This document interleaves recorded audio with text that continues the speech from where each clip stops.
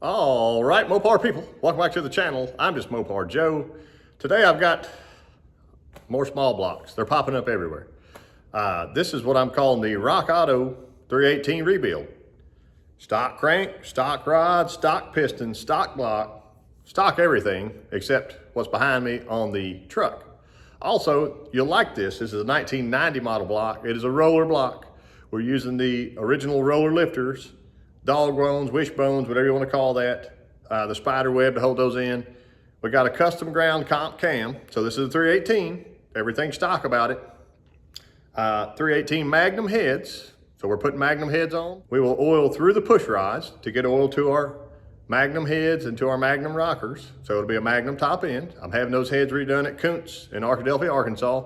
New valve job. They're all spiffed up and looking wonderful. They'll be here any day. I got the huge spring kit for it, and I got that custom comp cam ground for it. This goes into high school girls. Girls can have Mopars too. High school girls, Dodge D100 pickup truck. So you'll get to see all that stuff at some point. I'm gonna get this thing put together soon, and I wanna show you what we're using in the build. And all my Rock Auto boxes. I'll show you a parts list in a minute. Here's the majority of the goods here. Standard volume oil pump, Hastings rings. I did get good Clevite bearings. And if you look at this box, it's not totally destroyed like that last 360 that I just tried to build. We're waiting for push rods on him. Here is our main bearings. I just had them throw in an extra gasket for the oil plug just in case. Cloy's dual roller timing chain. I got us a brand new Pioneer balancer, easy peasy. It is DA 318, 318. It only has one line on it, but that'll be fine for us. We're just gonna verify that in later anyway. Complete Fel-Pro gasket kit. And here's all our paperwork. If you'd like to see all that, any part numbers, pause. Pause, there you go. 1990 model block. Here's our custom ground comp camshaft. So the goal was, we got 355 gears in the little truck. Wanted to stay with the stock converter. Didn't want to have to mess with that. We can swap it if we want to, but there's a serial number and the cam specs. If you want to get this ground, we wanted some good sound in the truck. We wanted to have good mid-range and bottom end also, and have a little chop. So there it is, comp hydraulic roller. She looks really good. Beautiful billet core. And we even have oil holes this time. So we got it going on. There's that number again if you need it. But after you hear this one, you may want it in your ride. Here's our lovely little block. Hopefully you can see. I took this to Rick Siemens and I had him load it in his home. He gave it 4 or 5 strokes. He said it cleaned right up, and there's a few little shadowy spots, whatever. He said, you might as well dingle ball it now just to make it pretty and be sure it holds plenty of oil. So I did. I gave the blocks, or the decks, a quick sanding with a file and sheet of 220 sandpaper. Got those cleaned up nicely. Pressure washed the block, KBS coatings. I think this is the Street Hemi Orange. I got to touch up a little bit there. I got the galvanized rust seal stuff on there also. Anyway, new freeze plugs, 90 model block, new cam bearings, got our new bushing in the back, and this dude's basically ready to flip over and start building, best I can tell. It should be a fairly simple process. I say that every time. I got our little crankshaft cleaned up finally and dropped into place. This is the ancient art of plastic gauge. I figured if anything deserved plastic gauge, it's a 318. A very mild 318, but still a 318. And I got my new bearing in the top. There it is. Remember, these are the Clevites and they have that offset hole. So I'm hoping our plastic gauge will hit exactly between, see how it's off center there? Hopefully our plastic gauge will hit right to that side of it. So if you need a little different reference, there's center, there's a hole. let's check it out. And there we are. I'm hoping this will be an easy deal. You know, y'all ever notice how nothing is easy anymore?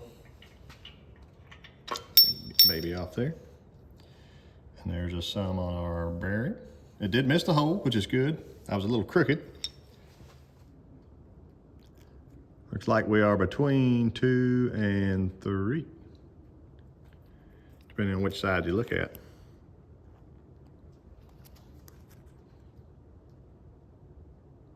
Probably closer to 3. I like that. That's wonderful. 3's, it's gonna be one of those deals, plenty loose.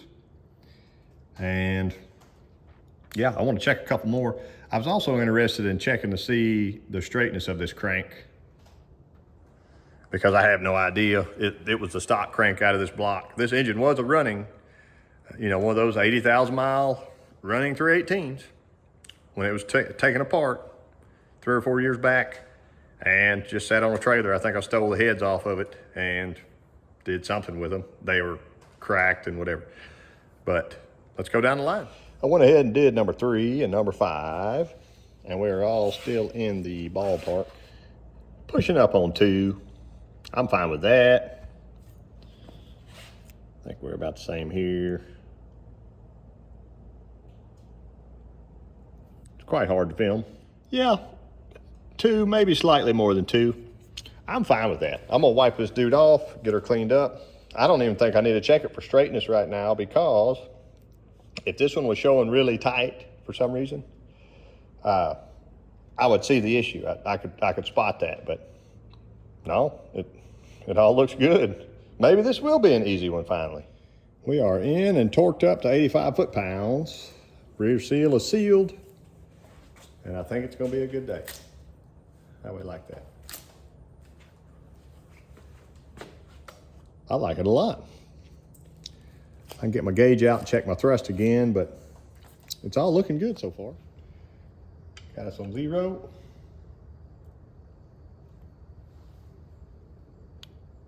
Three and a half.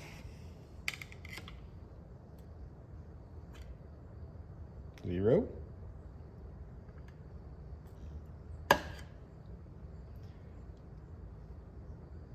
Three and a quarter. We got 3, we're happy.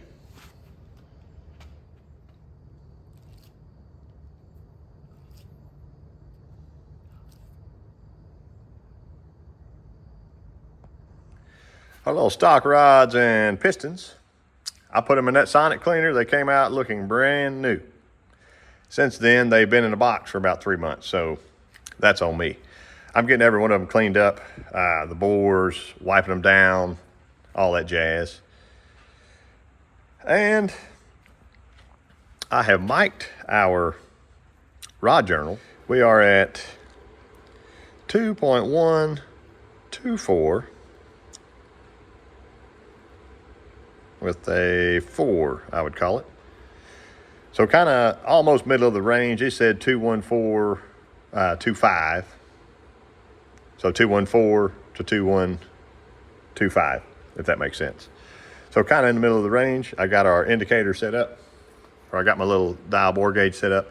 I was going to plastic gauge this in an engine. It's a pain in the butt. This is so much faster. And as I go by cleaning each one, I can measure as I wish. Let's see what we got for bearing clearance. Just under 2 there. 1 3/4 to 2.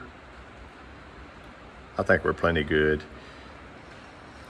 Anything above 1.5, I'm kind of happy with on these rods. And I know that seems a little tight for a race sort of deal, but this is truly going in a girl's high school D100 truck. So I realize females can put the pedal down also, but this one will be ready to rock soon. We got our Hastings rings also from Rock Auto.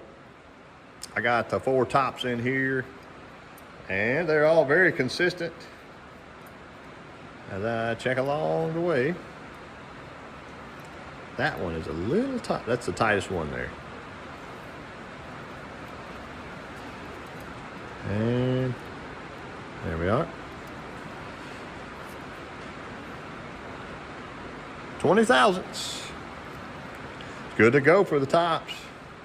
Let's try our bottom. Second ring in. We're looking at 22 thousandths all day long. That's really nice. I won't have to file a single ring on this beauty.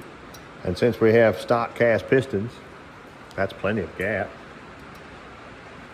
But it's not really excessive, I wouldn't say. I think we're good to go. It's gonna be a nice loose engine in the sense that we shouldn't have any issues with blow by or anything like that. Got a little piece of stuff right there. Let's see what that is.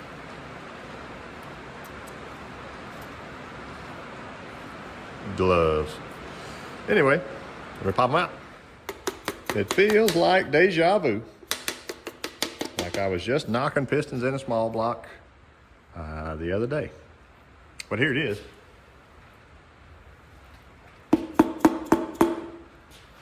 We are nicely out of the way there. Going for one.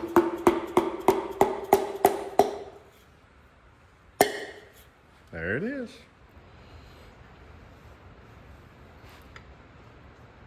I like to pull it sideways like that to the side of the crank throw so it'll straighten the rod up in there. You can get you some rubber hose if you'd like, or some of the plastic protectors. I don't do very many of these stock jobs, I guess, but everybody needs something.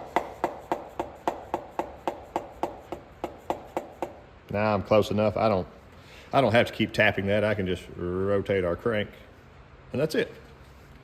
Put a cap on. I had scribed this when I took it apart 6 or 8 months ago, whenever it was.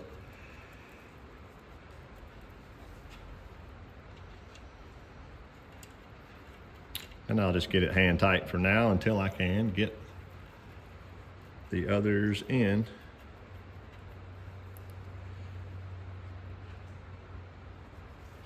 There we are. I went ahead and slid our camshaft back in just to prove to the world that it is beautifully in free spins. I've test fitted it before whenever I put those cam bearings in. Anyway, I've got 1 and 2 in now. I'm gonna quit on that part.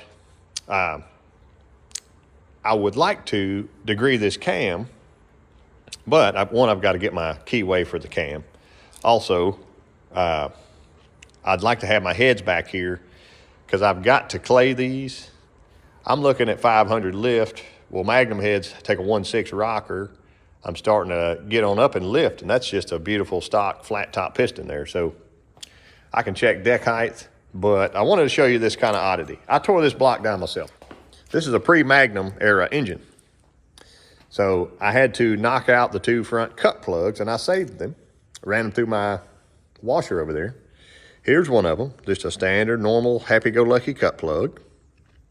And here's the other. And it has a very tiny hole in it.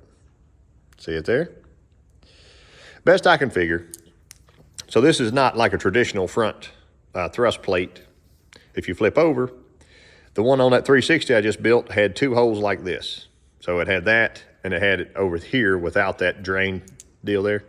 They had the cut plug with the little hole in it on that side of the engine, so when it would run down, spurt you a little bit of oil, then your oiler right here, eventually that oil would run down and hit through here, get slung around, get you a little more oil in the front end.